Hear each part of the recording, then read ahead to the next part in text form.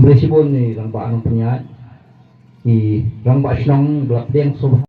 jong ka VPP, the Voice of the People Party, i Dr. Ricky Singkon, i candidate MP the Voice of the People Party, i Barit Abel.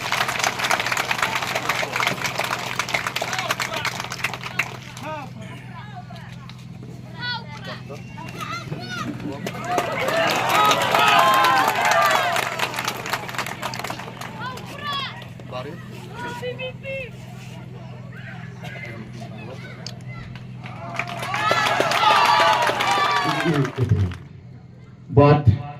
mari ang ba wan sa ba arden tebut lado mene arbaje jamir ba arden gaya tu ipisa